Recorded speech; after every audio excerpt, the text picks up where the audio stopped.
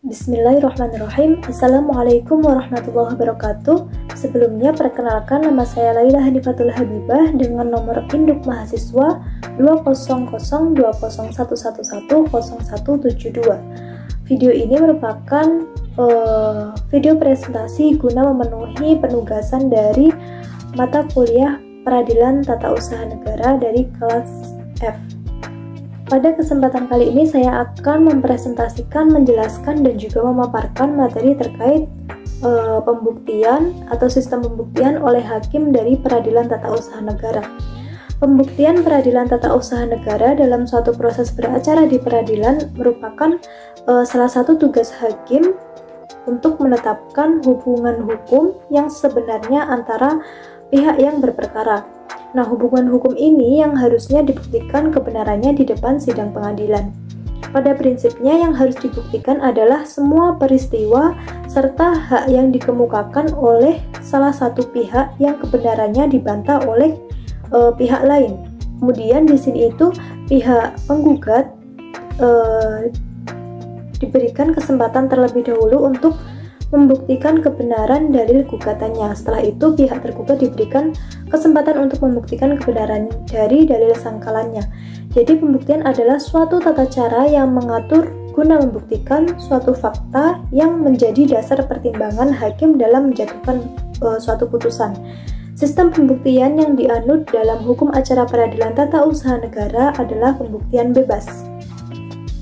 Nah, hal ini sesuai dengan penjelasan umum yaitu UU nomor 5 tahun 1986 tentang Tata Usaha Negara angka 5 huruf A. Ajaran pembuktian bebas adalah ajaran yang tidak menghendaki adanya ketentuan-ketentuan yang mengikat hakim, sehingga sejauh mana pembuktian itu diserahkan kepada hakim.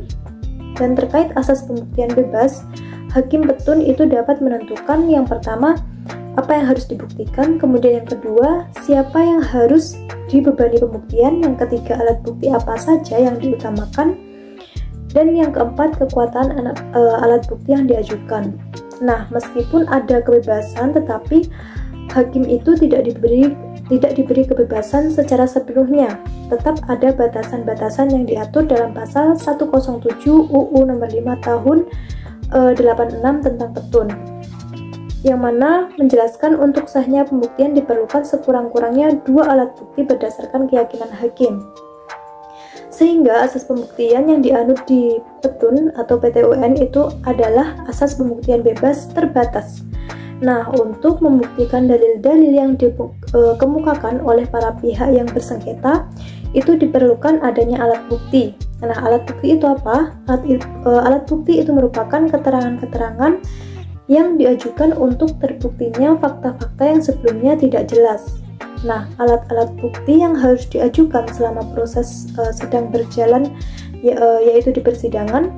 Di antara macam-macam alat bukti yang digunakan dalam pembuktian itu didasarkan dalam UU nomor 5 tahun 86 tentang Peradilan Tata Usaha Negara di pasal 100. Di antaranya yaitu yang pertama ada surat atau tulisan.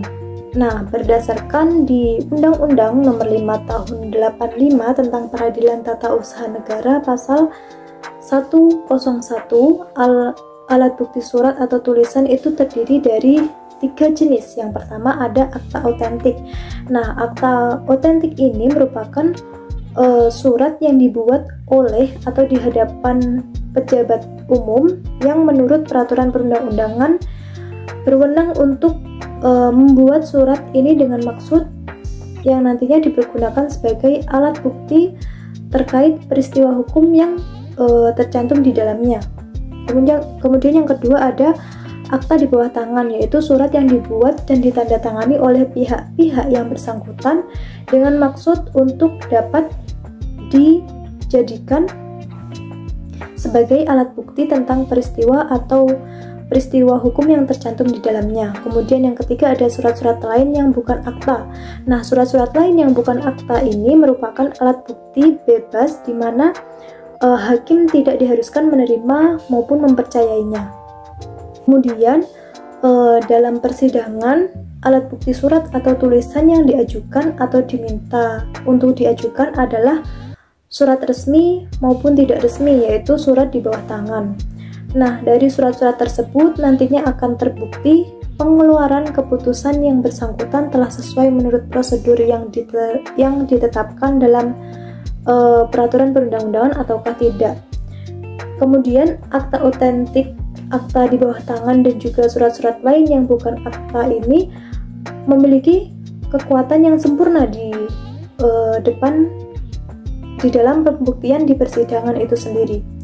Kemudian yang kedua ada keterangan ahli. Nah, keterangan ahli ini didasarkan dalam UU Nomor 5 Tahun 86 tentang Peradilan Tata Usaha Negara, tepatnya di pasal 102 ayat 1. Yaitu keterangan ahli merupakan pendapat orang yang diberikan di bawah sumpah dalam persidangan tentang hal-hal yang ia ketahui menurut pengalaman dan pengetahuannya. Keterangan ahli di persidangan adalah atas permintaan dari kedua belah pihak atau salah satu pihak. Kemudian hakim ketua sidang dapat menunjuk seseorang atau beberapa orang ahli untuk memberikan keterangan baik dengan surat maupun tulisan yang dikuatkan dengan sumpah atau janji menurut kebenaran sepanjang pengetahuan dan juga pengalamannya.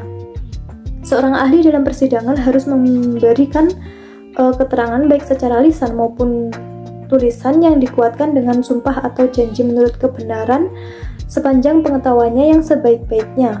Kemudian keterangan ahli diperlukan untuk menambah keyakinan dari hakim tentang suatu persoalan di bidang tertentu yang memang hanya bisa dijelaskan oleh ahli di bidang yang bersangkutan.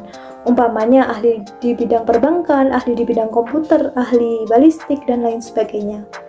Kemudian alat bukti yang ketiga itu ada keterangan saksi. Nah, saksi itu apa? Saksi merupakan orang yang memberikan keterangan di muka persidangan dengan memenuhi syarat-syarat tertentu tentang suatu peristiwa atau keadaan yang sebelumnya pernah ia lihat dan ia alami sendiri sebagai bukti terjadinya peristiwa atau keadaan tersebut. Nah, setiap orang yang pada prinsipnya wajib untuk memberikan kesaksian apabila dibutuhkan oleh pengadilan, tapi tidak semua orang dapat menjadi saksi.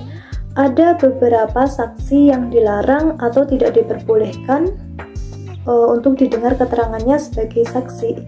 Sebagaimana hal ini itu sudah diatur dalam Undang-Undang Nomor 5 Tahun 88 tentang Petun di pasal 88 yang menyebutkan sebagai berikut.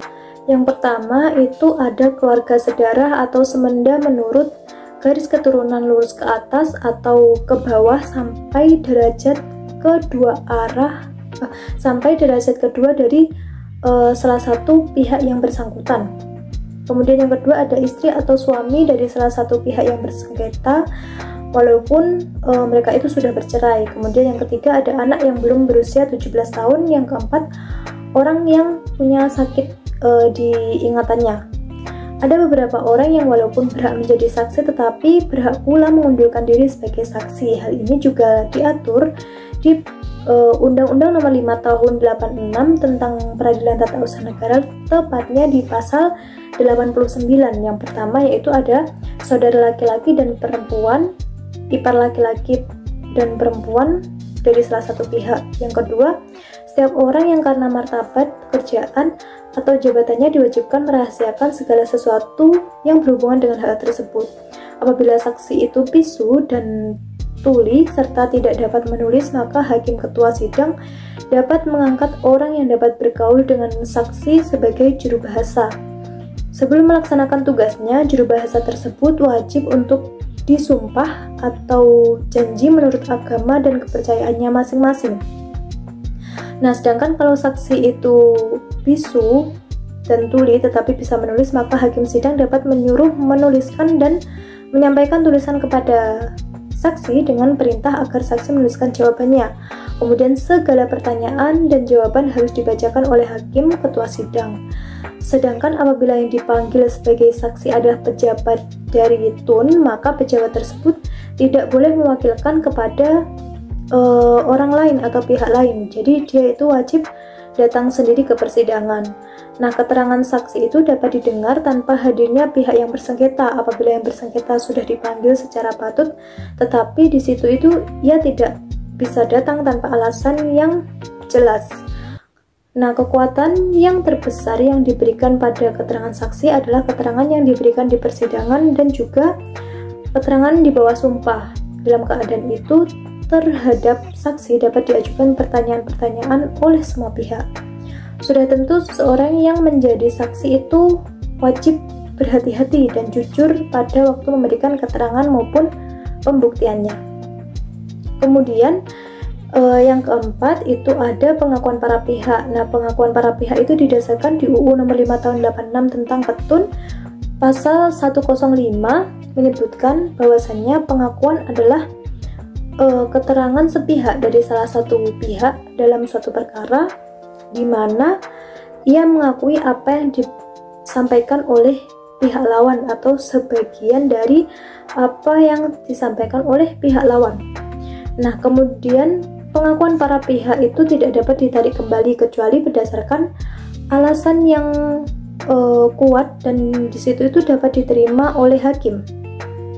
Pengakuan yang diberikan di depan persidangan oleh pihak yang bersengketa sendiri atau oleh wakilnya yang diberi kuasa secara khusus di sini untuk itu memiliki kekuatan bukti yang sempurna terhadap pihak yang memberikan pengakuan itu. Hal ini artinya itu hakim harus menganggap bahwa dalil-dalil yang telah diakui itu benar, walaupun belum tentu kebenarannya. Pengakuan yang diberikan di luar persidangan, nilai pembuktiannya itu diserahkan kepada pertimbangan hakim. Dengan kata lain, pengakuan yang diberikan di luar persidangan itu merupakan alat bukti bebas dan konsekuensinya hakim itu leluasa untuk menilai alat bukti tersebut. Atau bisa juga hakim itu hanya menganggap hal itu sebagai alat bukti permulaan saja, terserah kepada hakim untuk menerima ataupun tidak menerima. Nah, pengakuan para pihak itu dapat merupakan garis penuntun untuk mencari kejelasan lebih lanjut terkait fakta-fakta tertentu. Seperti itu. Kemudian yang kelima ada pengetahuan hakim. Nah, di UU nomor 5 tahun 86 pasal 106 dijelaskan bahwasanya pengetahuan hakim adalah hal yang olehnya diketahui dan diyakini kebenarannya. Melihat di penjelasan ini, maka pengetahuan hakim itu dapat juga diartikan sebagai apa yang dilihat, apa yang didengar dan disaksikan oleh hakim selama persidangan atau dalam persidangan, misalnya sikap, perilaku, emosi, dan tindakan para pihak dalam memutus perkara. Tetapi pengetahuan hakim mengenai para pihak yang diperoleh di luar persidangan tidak dapat dijadikan bukti dalam memutus perkara tersebut. Kemudian untuk memastikan terbuktinya suatu fakta, hakim itu merasa perlu melakukan pemeriksaan setempat untuk dapat melakukan penilaian yang sesuai tentang perkara yang sedang diperiksanya. Pemeriksaan setempat itu dilakukan di wilayah hukum pengadilan tata usaha negara. Demikian yang dapat saya sampaikan tentang sistem pembuktian oleh hakim peradilan tata usaha negara. Kurang lebihnya saya mohon maaf yang sebesar-besarnya. Wabillahi taufiq wal hidayah wa ridha wal inayah. Usikum wa nafsi bi taqwallah. Wassalamualaikum warahmatullahi wabarakatuh.